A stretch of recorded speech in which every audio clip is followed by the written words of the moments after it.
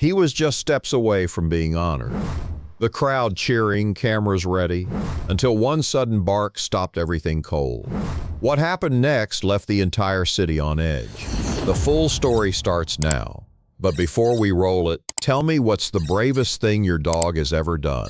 And make sure you're subscribed because what's coming in the next one, you're not ready for it. The early morning sun cast a golden hue over the streets of Burlington, Vermont, where the annual Freedom Parade was being prepared.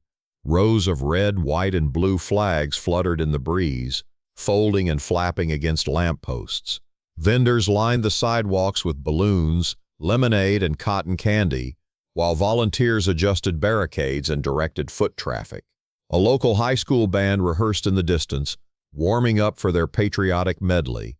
But near the main float, where the police department's stage was being assembled, a much more serious energy hovered.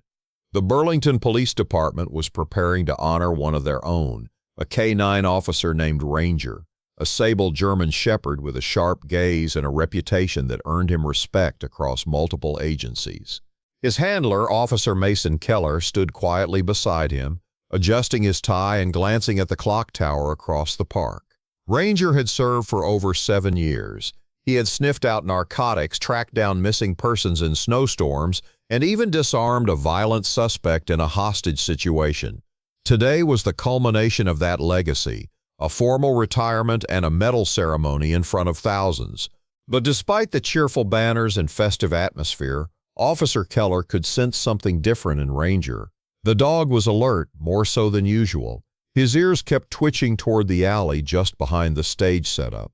His chest rose and fell at a sharper rhythm, and more than once he paced away from Keller's side, sniffing the pavement like he was back on duty. Keller gave Ranger a pat, whispering softly without words. Ranger looked up but did not relax. The ceremony was still an hour away, and the local news van had just arrived to begin their coverage. A cameraman moved past with a shoulder rig waving at Keller, but the officer barely nodded. His focus remained on Ranger's growing unease. At one point, the dog locked his eyes on a sanitation truck parked across the street. The truck had arrived earlier than expected and now idled unattended, its driver nowhere to be seen. Keller's instincts flared, but he told himself it was nothing. After all, the area had been swept twice. Bomb-sniffing dogs from the capital region had even joined yesterday's walkthrough. Still, something about Ranger's behavior was different. This was not boredom or restlessness. This was tension, purpose. Ranger suddenly let out a low growl and moved toward the alley again, straining against his leash. Keller followed, not tightening the leash but keeping pace. He glanced at his watch again. Still 40 minutes until the mayor's speech. The crowd had grown to nearly 500 along the sidewalks, and the bleachers were filling quickly. Children waved flags. Vendors shouted discounts. The alley smelled like hot garbage and spilled soda. Crates stacked beside the fire escape wobbled slightly in the breeze. But Ranger ignored all that. He was sniffing low, his nose grazing along the cement, zigzagging like he was following something. Suddenly he froze, his front paw scratched once at the pavement, then again. Keller narrowed his eyes. The spot Ranger had fixated on looked unremarkable, just a manhole cover partially obscured by a broken pallet.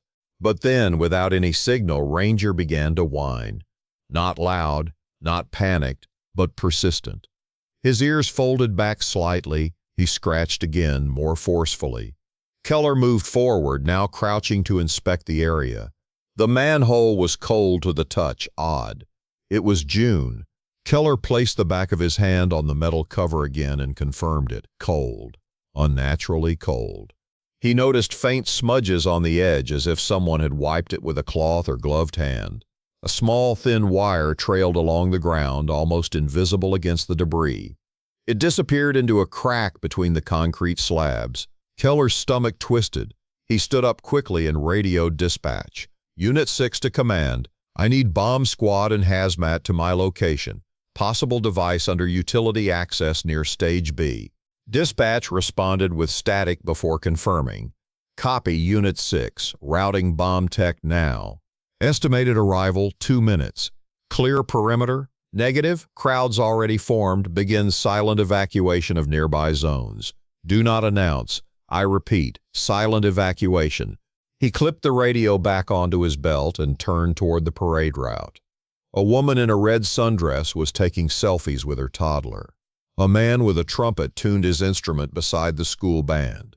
The energy of joy and celebration clashed violently with the chill running through Keller's veins. Ranger barked once, sharp and commanding. It echoed off the alley walls and into the street. For those who knew the dog, those who had seen him in action, that bark was more than sound. It was a signal. Keller tightened his grip on the leash, his other hand resting on the firearm at his side, and slowly backed out of the alley. Within a minute, 2 bomb technicians in dark suits arrived, flanked by a city engineer and an officer from Homeland Security. They began scanning the area with wands and thermal sensors. Ranger remained still, watching every motion, body rigid like a statue. He was ready to act if needed, but Keller kept him close. As the squad worked, a young intern from City Hall approached, unaware of the gravity unfolding nearby. "They're calling you guys to line up," she said with a smile. "Stage time is in 15. Keller turned. His expression must have told her everything she needed to know. Her face dropped. Without a word, she turned and walked back toward the stage. The bomb techs exchanged a glance. One of them gave a subtle nod to Keller. "Found something?" he mouthed. They removed the manhole cover with surgical precision, revealing a cylindrical metal object beneath. Not large, maybe the size of a football, but wired and sealed. A pressure switch protruded from the top. A mobile phone antenna was taped to one side, likely the remote trigger. They didn't need to say it. This wasn't a hoax. The tech closest to the device activated a jammer while the other prepared the containment vessel. The plan was quick extraction, followed by detonation in a secure site outside the city. It was supposed to be a peaceful celebration, but someone had planned something much worse. Keller looked at Ranger, who still had not moved. Not since the bark. The dog stared at the open manhole with quiet intensity, as though trying to burn through the metal with his gaze alone. His ears twitched only once, and when Keller reached down to place a hand on the dog's back, Ranger was trembling, not from fear but restraint. He had known, before the experts, before the tools, before the alerts. He had known. The evacuation of the stage area began in coordinated waves. School bands were rerouted toward the park pavilion. Spectators were told to relocate due to a medical emergency near the sound system. Vendors were asked to lower heat-based equipment. None of them knew the real danger had come within feet of where their children had been dancing. And just as the mayor was about to step forward with the ceremonial medal in hand, the one engraved with Ranger's name, Keller intercepted her with a firm shake of his head. "Not now," he said simply. The mayor paused, confused. But then, as the bomb tech emerged holding the sealed canister, her mouth dropped open. Keller didn't explain. He didn't need to. Ranger remained beside him, unmoving, not demanding attention, not even panting, just watching, silent and steady. Later, as the bomb squad secured the device and drove off toward the outskirts of Burlington, Keller led Ranger up to the now empty stage. No music played, no cameras flashed. The crowd was gone, dispersed without chaos the way professionals intended. The medal sat on a velvet cushion, waiting for a moment that had come and gone. But Ranger didn't need an audience. He looked at Keller once, and for a brief second his tail flicked, just once. Keller leaned down and whispered something into Ranger's ear. No one heard it, but it didn't matter. Some things did not need to be said out loud. The sun had barely set over the Green Mountains when the bomb disposal vehicle crossed into the outskirts of Burlington, headed west toward a secured site used for controlled detonations. Inside its reinforced walls sat the device, a smooth metallic canister nestled within foam brackets, now sealed in a mobile containment unit. The team had called ahead. Security teams were already setting up a perimeter. Still, the weight in the air was thicker than usual. This one had been close. Too close. Back at the parade grounds, the atmosphere was hollow. Dozens of flags remained strung across lampposts, swaying gently as if unaware that the celebration had died in silence. Food carts stood abandoned. Melting ice cream dripped from cones on the curb. Police had cordoned off the alley behind Stage B with yellow tape, but few people asked questions. It was the kind of story that rarely made it to the headlines the way it deserved. There had been no explosion, no body count, no chaos, only a sharp bark, a moment of stillness, and then a withdrawal that saved hundreds. But in the hours that followed, the investigation began to dig deeper. Officer Mason Keller sat inside the precinct's temporary incident command unit, a mobile trailer parked beside City Hall. Ranger was by his side on a blanket, tail curled, body finally resting but eyes still alert. Keller had reviewed the footage from every angle, street cams, drone feeds, even vendor GoPros. They all confirmed what he had sensed. The sanitation truck, it had arrived early, too early. Its route did not include the parade grounds on Saturdays. That truck was assigned to a different part of town, and the driver, who had briefly appeared near the float staging area before vanishing, was not listed in the city's sanitation database. His uniform bore no ID badge. His hat was low, his sleeves were rolled unnaturally tight. Facial recognition from a camera across the street gave a partial match. The results pinged with a flagged name. Not a known suspect, but someone on a secondary watch list. A contractor with prior movement through flagged zones in Virginia and upstate New York. His name was Lyle Henson. His background was muddled. Born in Tennessee, multiple aliases, minor charges. Nothing serious, nothing that screamed threat. But someone had planned this. Someone had chosen the parade for a reason, and someone had known exactly where to plant the device, just inches from the main float carrying veterans, school children, and public officials. The fact that only one being sensed it, and that being had 4 legs, made the truth harder to absorb. The following morning, FBI analysts arrived from Albany. The device had been safely neutralized, detonated without harm, but they were shocked by its complexity. A combination of pressure activation and remote signal wrapped in a thermally insulated shell. Not something built in a basement. It had markings inside, clean etching like factory laser tools, no fingerprints, no serials. But the chilling detail was what had been found beside the explosive. A small blackened USB drive had been zip-tied to the base, wrapped in heat-resistant foil. Forensics pulled the data within hours. It held documents, not manifestos or threats, but maps. Dozens of them, with coordinates, parking patterns, and crowd flow projections for upcoming public events. Each folder was named with dates: parade, fairgrounds, graduation, county fair, even a school sports jamboree. This had not been an isolated act. It was a rehearsal. Someone had been planning multiple strikes. While officials swarmed command centers and analysts dug through data, Officer Keller remained silent. He spent the morning walking Ranger through the quiet neighborhoods on Burlington's south side. The dog moved slower now, not because of age, though at 8.5 he was considered veteran class, but because something about the energy had shifted in him. Ranger paused at every intersection, ears tilted, posture alert. He sniffed around parked vehicles, backpedaled from a pickup truck with its windows down, and even growled at a delivery box left unattended on someone's porch. It was like a circuit had been flipped. He was back on duty, whether Keller agreed or not.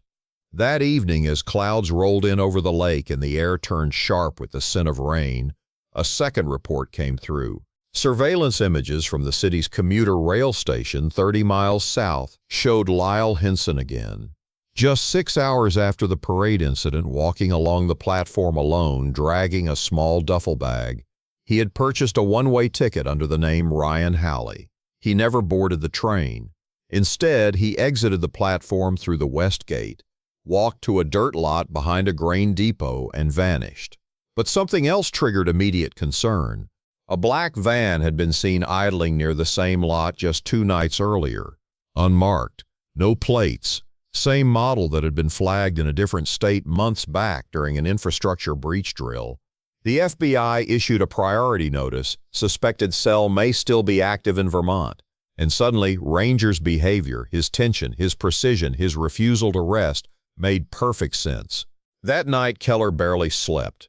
The briefing room remained lit until 3 a.m., maps strewn across tables, officers slumped over coffee, cell phone recordings being played and replayed for new leads. But it was Ranger who kept pacing near the exit door of the command center. At one point, he let out a low, almost imperceptible growl. Keller looked up. Ranger was staring at the exit again, not aggressively, not with fear, but with purpose. Keller knew better than to ignore it now.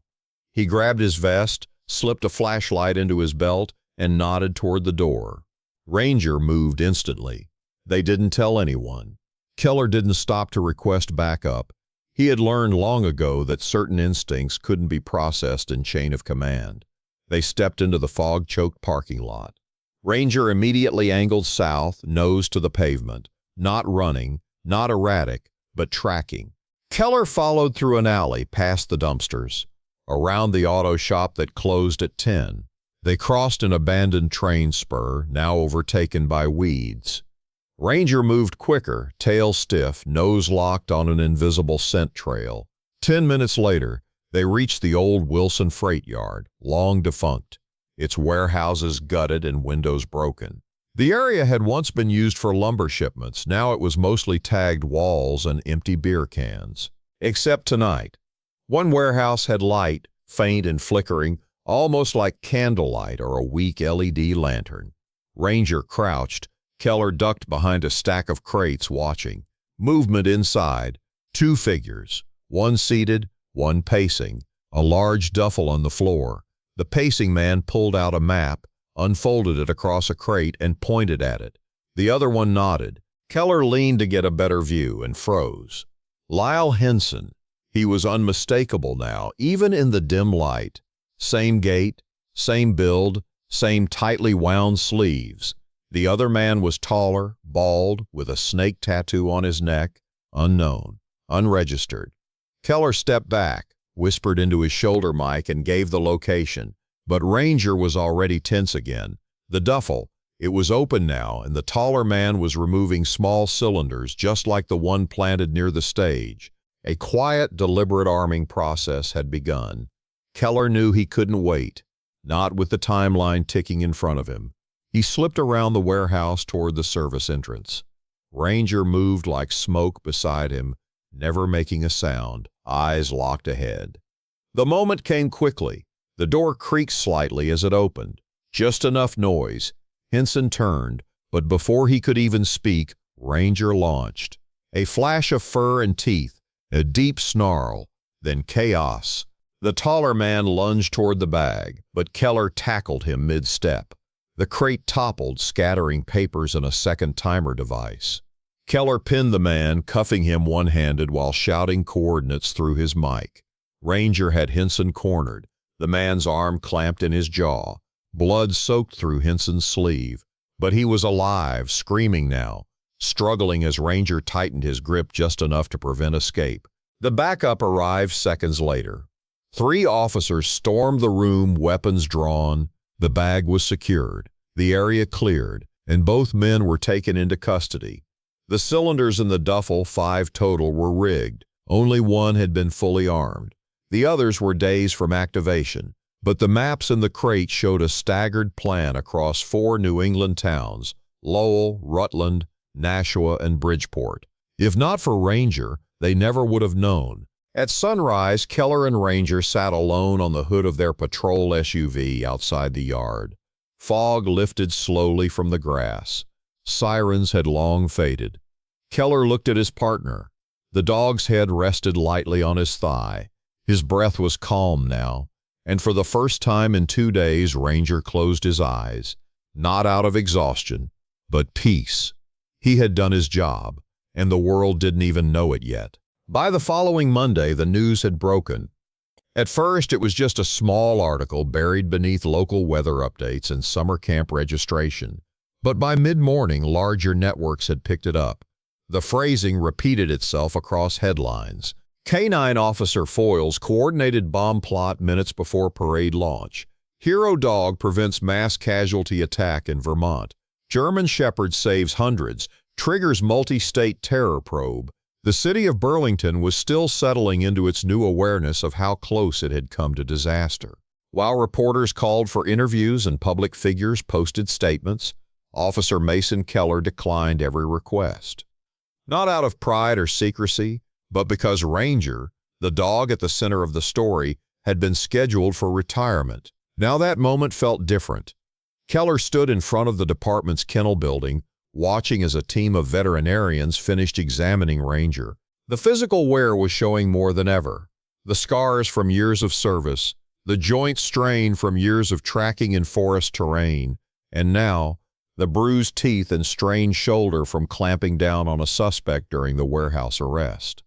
Ranger was tired. His body was worn, but his eyes still carried the same focus, still watched Keller like they were bonded by thread.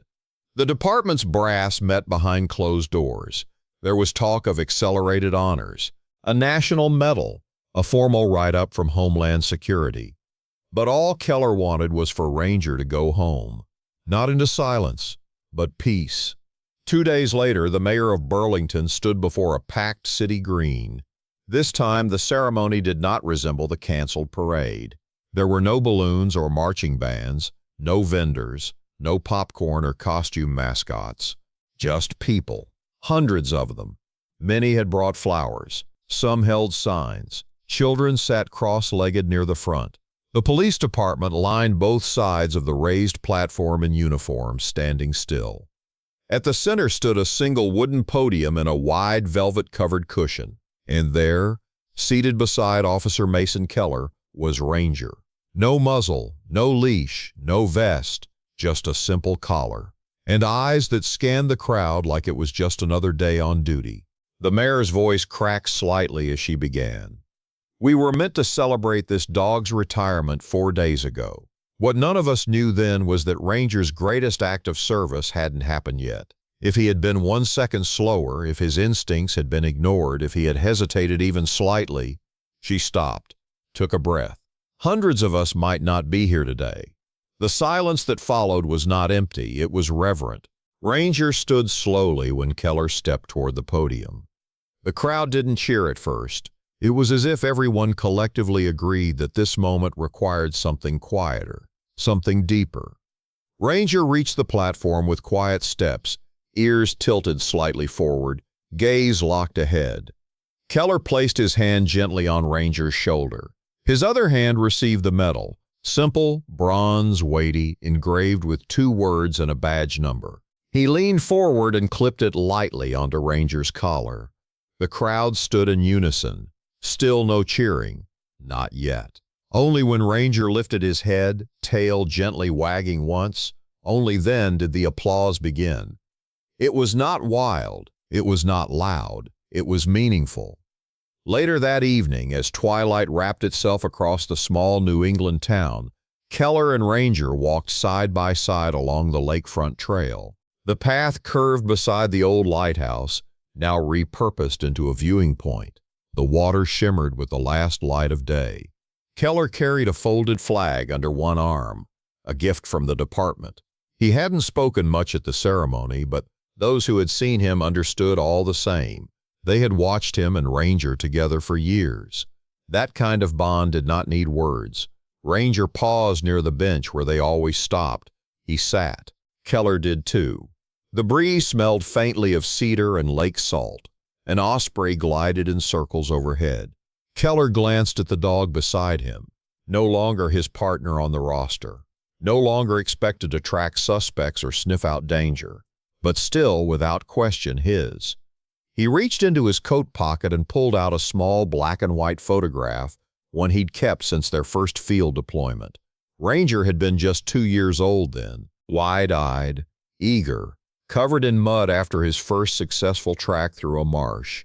Now, more than 6 years later, the photo felt like a closing chapter.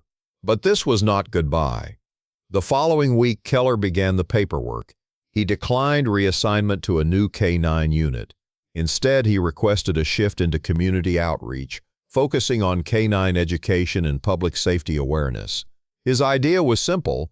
If people could understand what these dogs do, how they think, feel, decide, they might begin to see service animals not as tools but as lives that carry weight. Ranger was now officially retired. He would remain under Keller's care. No kennel, no barracks, no shifts, just home.